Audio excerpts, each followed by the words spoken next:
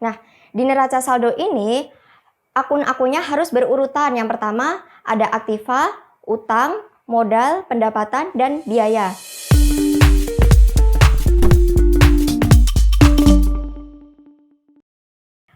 Halo teman-teman, kembali lagi bersama saya Nisha Syafitri di channel Radar Edukasi, berbagi wawasan, menambah pengetahuan. Nah teman-teman, pada kesempatan kali ini kita akan belajar mengenai cara posting ke buku besar dan penyusunan neraca saldo.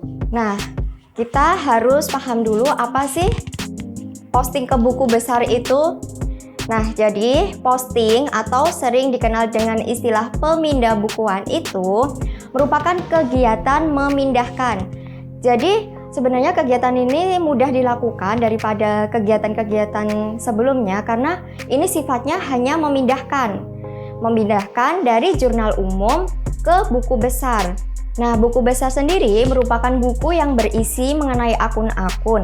Nah, buku besar itu terbagi menjadi dua, yaitu buku besar utama dan buku besar pembantu. Nah, yang pertama, buku besar utama atau sering kita kenal dengan General Ledger. Nah, buku besar utama ini yang seringkali kita gunakan dalam pembelajaran. Sedangkan buku besar pembantu itu jarang sekali kita gunakan, meskipun ya terkadang kita pakailah buku besar pembantu karena di sini sifat dari buku besar pembantu itu hanya bersifat melengkapi buku besar utama. Jadi buku besar utama itu isinya apa yang ada di jurnal umum, semua dipindahkan di buku besar utama. Sedangkan buku besar pembantu itu merupakan rincian dari buku besar utama. Nah, jadi misalkan di buku besar utama itu ada akun utang. Di buku besar pembantu itu dirincikan utangnya, misalkan utang ke Tuan Andi, terus utang ke bank dan lain sebagainya.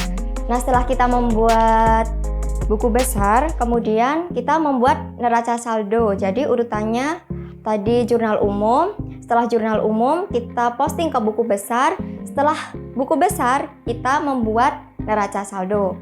Nah, neraca saldo ini sering kita kenal dengan trial balance. Saldo-saldo yang terdapat di neraca saldo ini atau akun-akun yang terdapat di neraca saldo ini merupakan akun-akun dan saldo-saldo yang terdapat di buku besar yang sudah kita buat tadi. Jadi semua transaksi itu sangat terkait satu sama lain. Nah, ketika kita terjadi kesalahan di buku besar, nah bisa jadi nanti di neraca saldo antara debit dan kredit tidak seimbang. Maka dari itu, sebisa mungkin kita tidak boleh melakukan kesalahan dalam pencatatan di buku besar. Nah, di neraca saldo ini akun-akunnya harus berurutan. Yang pertama ada aktiva, utang, modal, pendapatan, dan biaya. Nah, ini harus urut.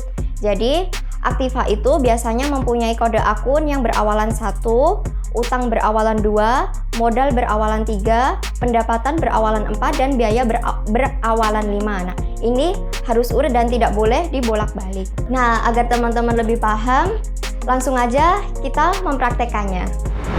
Nah, kali ini langsung saja kita praktikkan bagaimana cara memposting ke buku besar dan membuat neraca saldo. Nah, sebelumnya di sini sudah tersedia jurnal umum dari Abdullah Jaya Makmur yang sudah kita buat sebelumnya. Nah, langsung saja. Seperti yang sudah saya sampaikan sebelumnya, bahwasanya posting ke buku besar berarti hanya memindahkan dari apa yang ada di jurnal umum ke dalam buku besar. Nah, langsung saja. Seperti misalnya pada tanggal 1 Februari terdapat kas sebesar 10 juta di sebelah debit dan modal di sebelah kredit sebesar 10 juta. Nah, langsung saja kita pindahkan. Ini di kas. Berarti kita cari kolom kas. Nah, sebelumnya ini sudah saya buat kolom-kolomnya ya. Nah, langsung kita pindahkan tanggal 1 investasi. Keterangan atau uraiannya adalah investasi awal. Sebenarnya ini bebas sih, uraian di sini tuh bebas, tapi ini saya buat investasi awal.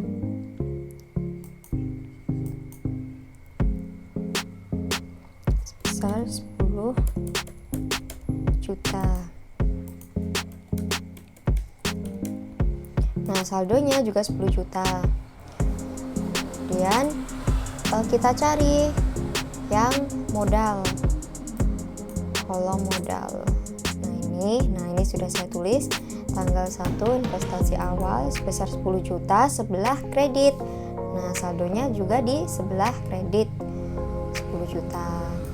Nah, kemudian karena kemarin ketika kita membuat jurnal umum, referensi ini masih dikosongkan.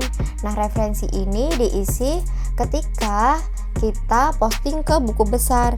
Nah, isinya itu adalah kode akun. Nah, jadi ini kan kas kode akunnya 101. Sedangkan modal kode akunnya adalah 302. Berarti kita tulis di sini. Seperti ini. Kemudian untuk referensi yang ada di buku besar, ini kita tulis jurnal umum halaman berapa? Karena di sini jurnal umumnya hanya terdapat 1 halaman, maka kita tulis dengan jurnal umum 1.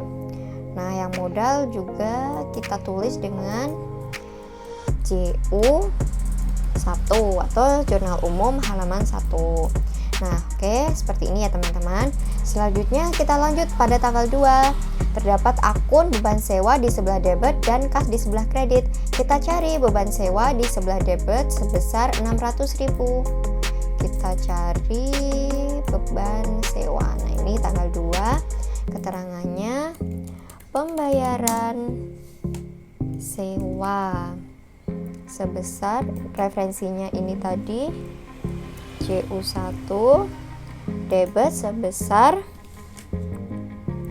600.000.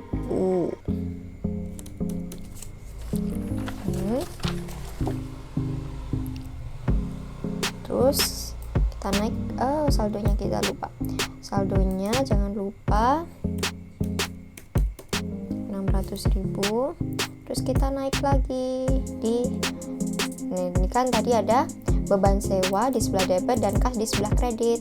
Nah, maka kita tulis pembayaran sewa sebesar 600.000 di sebelah kredit. Nah, seperti ini. Nah, untuk saldonya berarti 10 juta dikurangi dengan 600. Nah, 9.400.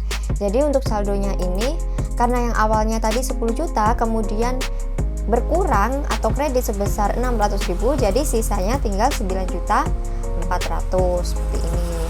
Oke, kita lanjut pada tanggal 3 Februari.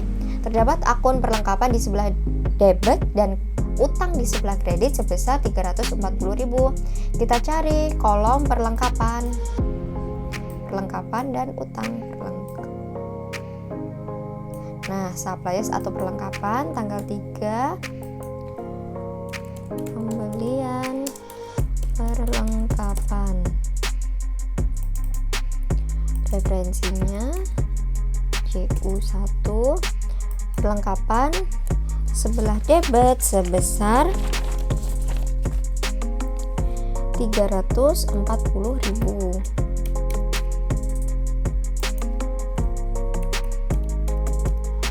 Nah, seperti ini. Kemudian selain perlengkapan tadi juga terdapat akun utang. Nah, ini kan perlengkapan dan utang sebelah debit. Kita cari yang utang. Ini tanggal 3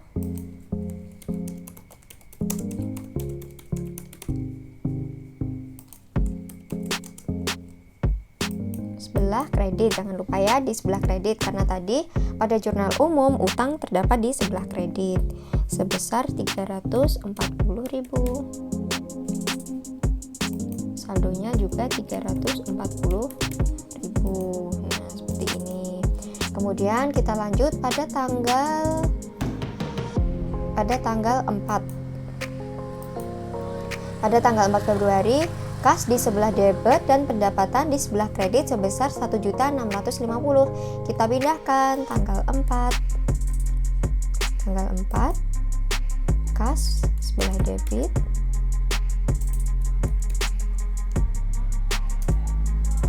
sebesar 1.650.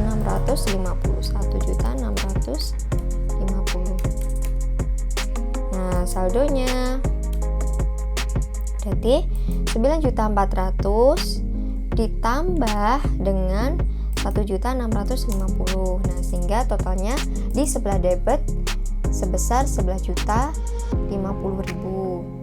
Tanggal 4 selain kas, pendapatan di sebelah kredit. Kita cari yang pendapatan.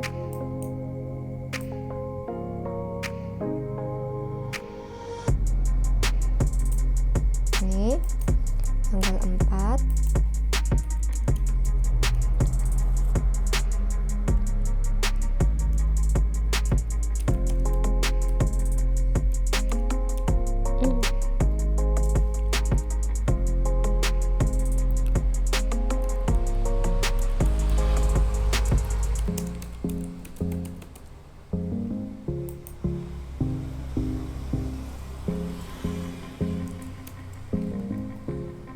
Nah, untuk pendapatan di sebelah kredit sebesar 1.650.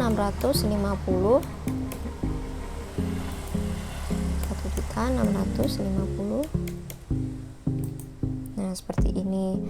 Kemudian kita lanjut lagi.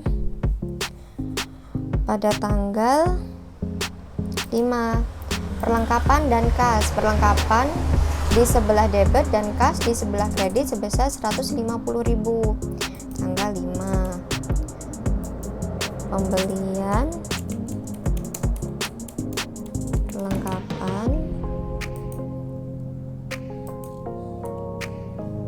Nah, ini ingat ya, kasnya di sebelah kredit 150.000. Kita tulis di kredit ya, 150. Nah, saldonya menjadi 11 juta. Ini yang dikurangi dengan 150.000. Nah, jadi seperti ini. Kemudian kita tanggal 5 selain kas, perlengkapan bertambah sebesar 1.600. Sebesar 150.000. Perlengkapan, kita cari perlengkapan. Nah, tanggal 5.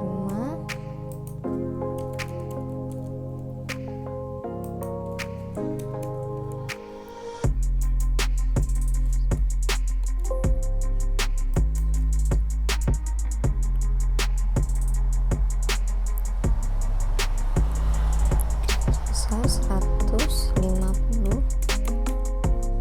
Jadi total saldonya adalah 340 ditambah dengan 150.000 menjadi 490.000. Nah, kemudian lanjut pada tanggal 15 Februari. Pada tanggal 15 Februari terdapat kas dan utang sebesar 825.000. Nah, kita tulis kas di sebelah debit sebesar, ini kita loncatin dulu, mungkin kita isi belakangan. Nah, kas sebesar 825.000.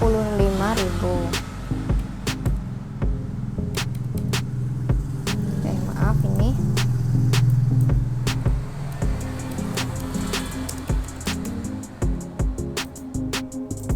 Sehingga saldonya adalah 10.900.000 ditambah dengan 825.000. Nah, seperti ini. Kemudian kita cari kolom utang.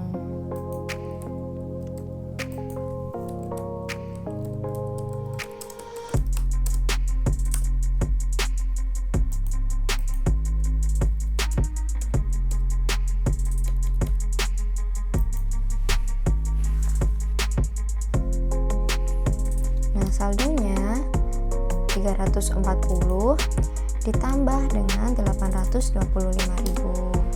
Hasilnya seperti ini. Oke, langsung tanggal 16 terdapat kas dan pendapatan sebesar 1.485.000. Nah, kas pada tanggal 16 kas bertambah sebesar 1.485.000 di debit, sehingga saldonya adalah ini ditambah dengan 1.485.000. Nah, jangan lupa pendapatan juga ditulis. Pendapatan berkurang, pendapatan di sebelah kredit sebesar 1.485.000. Oh, maaf, ini penerimaan pendapatan. Oke, kita cari yang pendapatan.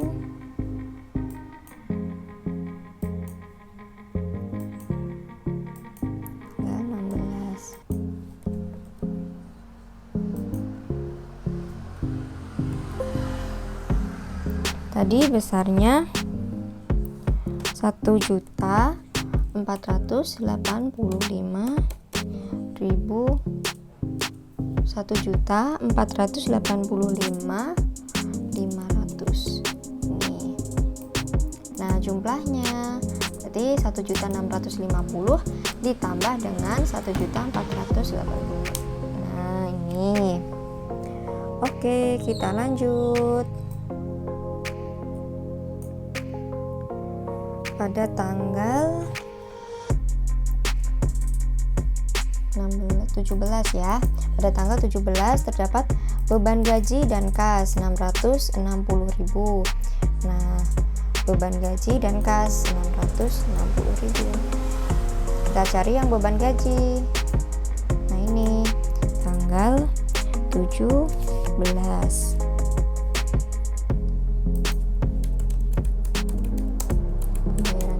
Sebesar 660.000. Ingat ya, tadi di sebelah pada jurnal umum di sebelah debit, sehingga pada buku besar juga harus di sebelah debit. Sedangkan kasnya berada di sebelah kredit.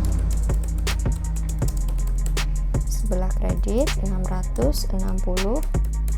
Nah, berarti totalnya adalah ini kita kurangkan karena ini di sebelah kredit, jadi kita kurangkan ya. Nah, seperti ini. Lanjut pada tanggal 18.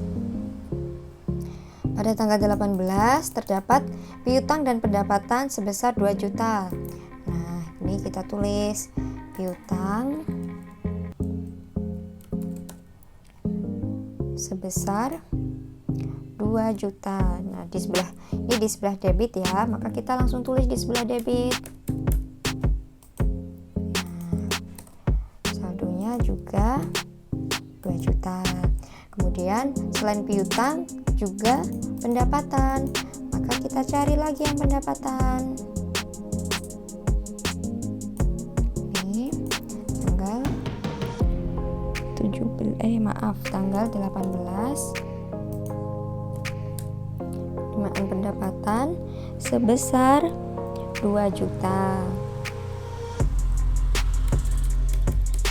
Nah, seperti ini, sehingga totalnya adalah ini ditambah dengan 2 juta karena sama-sama di kredit. Nah, seperti ini. Oke, kita lanjut pada tanggal 19. Refer dan kas sebesar 247.500. Kita cari refer tanggal 19.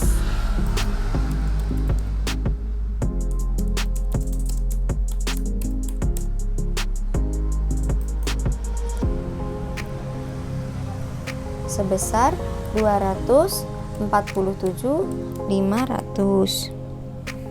Ini saldonya juga 247.500. Nah, kemudian kita cari yang kas. Karena tadi melibatkan kas juga ya, tanggal 19. Ini pengambilan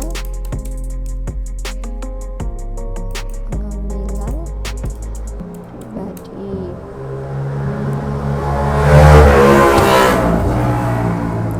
Sebesar 247.500.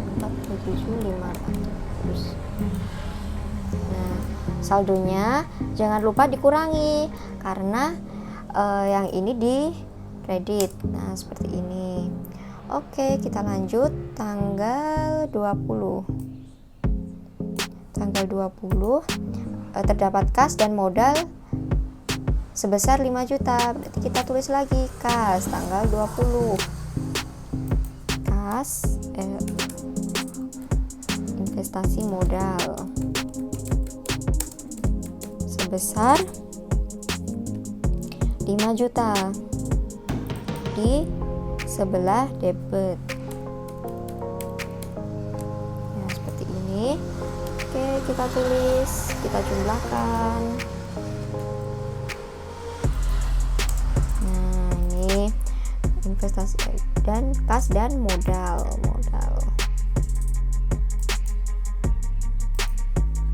Tanggal 20. Investasi modal sebesar 5 juta. Nah, sehingga totalnya karena sama-sama dikredit maka dijumlahkan. Hasilnya adalah 10 juta ditambah 5 juta, 15 juta. Kita lanjut pada tanggal 21 terdapat peralatan dan utang sebesar 7 juta. Peralatan di sebelah debit. Kita cari peralatan ini pada tanggal 21.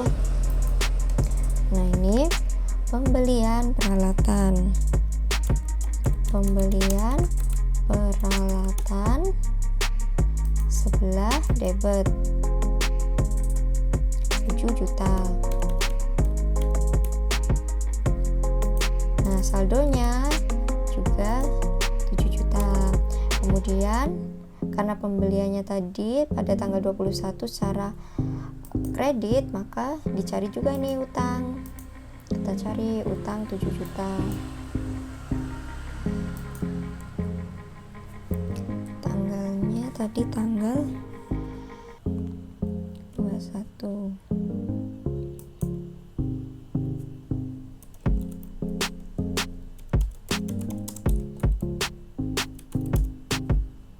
Kredit sebesar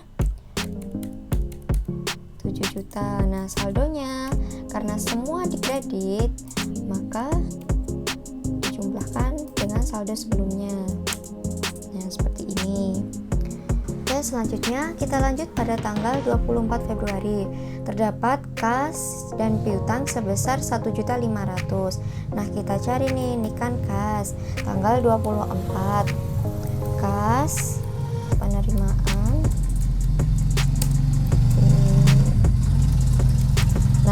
kas kan di sebelah debit sebesar 1.500.000. Nah, kita tulis 1.500.000. Kemudian kita tambah, ini kita jumlahkan ya, karena ini kan saldonya di debit, kemudian saldo yang baru juga di debit, sehingga kita jumlahkan. Nah, ini jumlahnya. Dan kita cari juga yang piutang. Nah, ini kan piutang tanggal 24. Penerimaan piutang.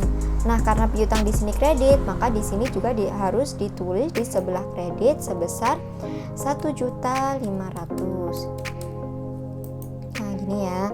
Nah, karena sebelumnya saldonya debit, kemudian yang baru muncul adalah kredit, sehingga saldo yang baru adalah dikurangkan ya, bukan ditambah, tapi dikurang karena ini debit dan ini kredit ya. Oke, selanjutnya pada tanggal 25 Februari terdapat beban listrik dan kas.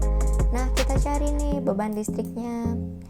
Tadi sebesar 150.000 beban listrik. Nah, ini kan tanggal, nah ini sudah saya tulis tanggal 25, beban listrik sebesar 150.000.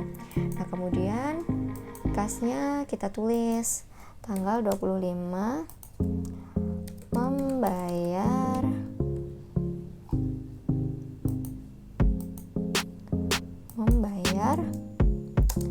listrik sebesar tadi berapa?